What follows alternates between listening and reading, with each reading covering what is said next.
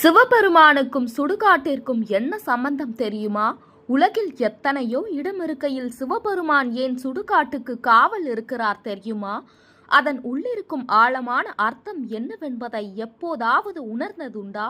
அதை பற்றி இந்த பதிவில் காண்போம். ஒரு சமயம் பார்வதி தேவியுக்கும் இதே கேள்வி எழுந்தது. அதை சிவபெருமானிடமே கேட்டார். இந்த பூமியில் எவ்வளவோ இடம் இருக்கும் போது நீங்கள் சுடுகாட்டில் தங்குவதற்கான காரணம் என்னவென்று கேட்டார். அதற்கு சிவபெருமான் எல்லா மனிதர்களும் இறந்த பிறகு வரக்கூடிய ஒரே இடம் சுடுகாடுதான். அவர்கள் உயிருடன் இருக்கும்போது கடவுளிடம் வந்து உண்மையான அன்போடு யாரும் வேண்டுவதில்லை. எனக்கு இதை கொடு அதை கொடு என்றுதான் வேண்டுகிறார்கள்.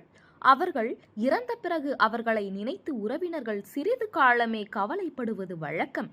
பிறகு அந்த நபர் சேர்த்து வைத்த சொத்து சுகங்களை தேடி போக ஆரம்பித்து விடுவார்கள்.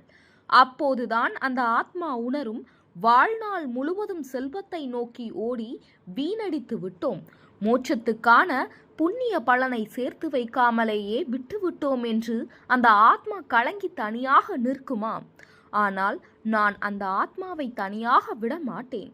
மயான பூமியிலேயே அந்த ஆத்மாவிற்கு துணையாக இருப்பேன் என்றும், நீ தனியாக இல்லை என்று ஆறுதல் தருவதற்காகவும் அந்த ஆத்மாவிற்கு முக்தி தருவதற்காகவும் தான் நான் ருத்ர பூமியில் இருக்கிறேன் என்றும் கூறினாராம்.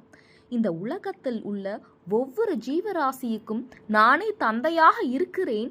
எனவே ஒரு தந்தையாக காயமடைந்து வலியால் துடிக்கும் குழந்தைக்கு என்னை அடைய உதவுவது எனது கடமையாகும். அதனால்தான் நான் ருத்ர பூமியிலேயே தங்கி அங்கே தவிக்கும் ஆத்மாக்களுக்கு வழிகாட்டியாக இருக்கிறேன் என்று சிவபெருமான் தெரிவித்தாராம். சிவபெருமானின் ஒவ்வொரு ரூபத்திற்கும் ஒவ்வொரு அவதாரத்திற்கும் பின்பு ஒரு காரணம் இருக்கிறது. அவர் சுடுகாட்டில் வாசம் செய்வதற்கும் சாம்பலை உடல் முழுவதும் பூசிக்கொள்வதற்கும் ஆழமான காரணங்கள் இருக்கின்றன. அதை நாம் தெளிவாக உணர்ந்து கொண்டால் செல்வத்தின் மீதான பற்று தானாகவே அழிந்து சிவபெருமானின் மீதான பற்று அதிகரித்துவிடும் என்பது நம்பிக்கை.